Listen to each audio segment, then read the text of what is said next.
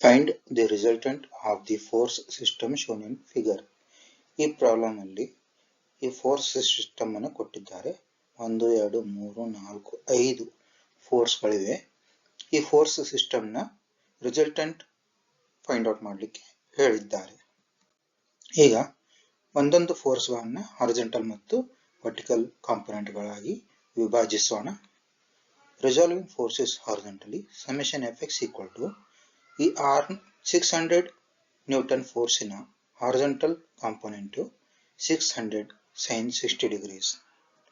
ಇದು positive x axis ಕಡೆ ಹೋಗ್ತಿದೆ, ಅದಕ್ಕೋಸ್ಕರ 600 sin 60 ಪ್ಲಸ್ ಈ 600 ನ್ಯೂಟನ್ ಫೋರ್ಸಿನ ವರ್ಟಿಕಲ್ ಕಾಂಪೊನೆಂಟ್ 600 cos 60 degrees. ಯಾಕಂದ್ರೆ ಇದು ಕಾಸ್, ಯಾಕಂದ್ರೆ ಆಂಗಲ್ ಇಲ್ಲಿದೆ ವರ್ಟಿಕಲ್ಗೆ. So resolving forces vertically, resolution of 600 Newton is equal to 600 cos 60. ಇದು ಪಾಸಿಟಿವ್ y ಆಕ್ಸಿಸ್ ಕಡೆ ಹೋಗ್ತಿದೆ, ಅದಕ್ಕೋಸ್ಕರ 600 cos 60 ಪ್ಲಸ್ ಈ 800 ನ್ಯೂಟನ್ ಫೋರ್ಸಿನ ಹಾರಿಜಾಂಟಲ್ ಕಾಂಪೊನೆಂಟ್ 800 cos 20 degrees. ಯಾಕಂದ್ರೆ ಇದು ಕಾಸ್, ಯಾಕಂದ್ರೆ ಆಂಗಲ್ ಹಾರಿಜಾಂಟಲ್ಗೆ ಇದೆ. ಸೊ ಆಂಗಲ್ ಯಾವ ಕಡೆ ಇರುತ್ತೆ ಆ ಕಡೆ ಕಾಸ್ ಕಾಂಪೊನೆಂಟ್ ಬರುತ್ತೆ. ಇದು ನೆಗೆಟಿವ್ ಎಕ್ಸ್ ಆಕ್ಸಿಸ್ ಕಡೆ ಹೋಗ್ತಿದೆ, ಅದಕ್ಕೋಸ್ಕರ so minus 800 cos 20 minus 800 cos 20. ಈ 800 ನ್ಯೂಟನ್ ಫೋರ್ಸಿನ ವರ್ಟಿಕಲ್ ಕಾಂಪೊನೆಂಟ್ 800 sin 20. ಆಂಗಲ್ಗೆ ಅಪೋಸಿಟ್ ಬರೋ ಕಾಂಪೊನೆಂಟ್ ಸೈನ್ ಆಗಿರುತ್ತೆ. ಇದು 800 sin 20, ಇದು ಪಾಸಿಟಿವ್ y ಆಕ್ಸಿಸ್ ಕಡೆ ಹೋಗ್ತಿದೆ, ಅದಕ್ಕೋಸ್ಕರ 800 sin 20 ಪಾಸಿಟಿವ್. ಈ 100 ನ್ಯೂಟನ್ ಫೋರ್ಸಿನ ಹಾರಿಜಾಂಟಲ್ ಕಾಂಪೊನೆಂಟ್ 100 sin 20. ಸೈನ್ ಯಾಕಂದ್ರೆ ಆಂಗಲ್ ಅಪೋಸಿಟ್ ಇದೆ, ಆಂಗಲ್ ಈ ಕಡೆ ಇಲ್ಲ, ಇದು ಈ ಕಡೆ ಇದೆ. ಸೊ ಇದು ನೆಗೆಟಿವ್ ಎಕ್ಸ್ ಆಕ್ಸಿಸ್ ಕಡೆ ಹೋಗ್ತಿದೆ, ಅದಕ್ಕೋಸ್ಕರ 100 sin 20 ನೆಗೆಟಿವ್. 100 sin 20 negative. ಈ 100 ನ್ಯೂಟನ್ ಫೋರ್ಸಿನ ವರ್ಟಿಕಲ್ ಕಾಂಪೊನೆಂಟ್ 100 cos 20, ಇದು ನೆಗೆಟಿವ್ y ಆಕ್ಸಿಸ್ ಕಡೆ ಹೋಗ್ತಿದೆ, ಅದಕ್ಕೋಸ್ಕರ 100 cos 20 ಮೈನಸ್ 100 cos 20.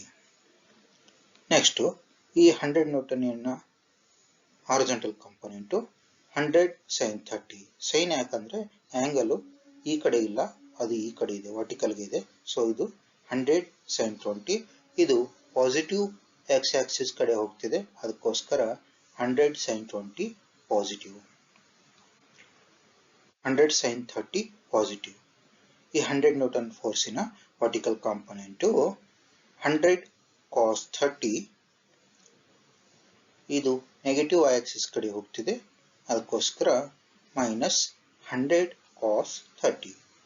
ಈ 300 ನ್ಯೂಟನ್ ಫೋರ್ಸಿನ ಹಾರಿಜಾಂಟಲ್ ಕಾಂಪೊನೆಂಟ್ 300 cos 30, ಇದು ಪಾಸಿಟಿವ್ ಎಕ್ಸ್ ಆಕ್ಸಿಸ್ ಕಡೆ ಹೋಗ್ತಿದೆ, ಅದಕ್ಕೋಸ್ಕರ 300 cos 30 ಪ್ಲಸ್ ಈ 300 ನ್ಯೂಟನ್ ಫೋರ್ಸಿನ ವರ್ಟಿಕಲ್ ಕಾಂಪೊನೆಂಟ್ 300 sin 30, ಇದು ನೆಗೆಟಿವ್ y ಆಕ್ಸಿಸ್ ಕಡೆ ಹೋಗ್ತಿದೆ, ಅದಕ್ಕೋಸ್ಕರ 300 sin 30 ನೆಗೆಟಿವ್.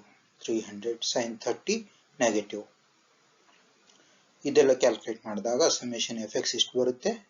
ಇದೆಲ್ಲ ಕ್ಯಾಲ್ಕುಲೇಟ್ ಮಾಡಿದಾಗ ಸಮೇಷನ್ Fy ಇಷ್ಟು ಬರುತ್ತೆ. ರಿಸಲ್ಟೆಂಟ್ ಈ ಫಾರ್ಮುಲಾದಿಂದ ಸಿಗುತ್ತೆ. R equal to square root of summation Fx square plus summation Fy square. Summation Fx ಮತ್ತೆ ಸಮೇಷನ್ Fy ವ್ಯಾಲ್ಯೂಸ್ ಅನ್ನು ಸಬ್ಸ್ಟಿಟ್ಯೂಟ್ ಮಾಡಿದಾಗ R ನಮಗೆ ಇಷ್ಟು ವ್ಯಾಲ್ಯೂ ಸಿಗುತ್ತೆ. ಥೀಟಾ ಆಂಗಲ್ ರಿಸಲ್ಟೆಂಟ್ ಡೈರೆಕ್ಷನ್ ನ theta tan inverse of summation Fy by summation Fx ಇದರಿಂದ ಸಿಗುತ್ತೆ. Summation Fy substitute ಮಾಡೋಣ, ಸಮೇಷನ್ Fx ಸಬ್ಸ್ಟಿಟ್ಯೂಟ್ ಮಾಡೋಣ, ಆವಾಗ ಥೀಟಾ ಇಷ್ಟು ಬರುತ್ತೆ.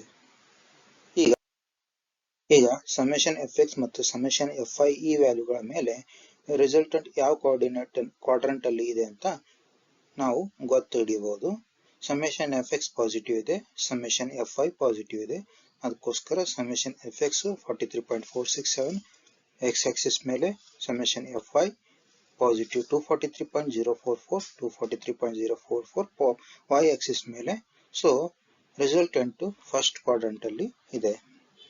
ಸೊ ಇದು summation F X, summation F Y. So ಇವು ಎಲ್ಲ ಫೋರ್ಸಸ್, ಕೊಟ್ಟಿರೋ ಫೋರ್ಸಸ್. ಇದು ರಿಸಲ್ಟೆಂಟ್, ಇದು ರಿಸಲ್ಟೆಂಟ್ ಮ್ಯಾಗ್ನಿಟ್ಯೂಡ್, ಮತ್ತೆ ಇದು ರಿಸಲ್ಟೆಂಟ್ ಡೈರೆಕ್ಷನ್. 79.86. ರಿಸಲ್ಟೆಂಟ್ ಯಾವಾಗಲೂ ಆಂಗಲ್ ಮಾಡೋದು ಎಕ್ಸ್ ಆಕ್ಸಿಸ್ ಜೊತೆಗೆ.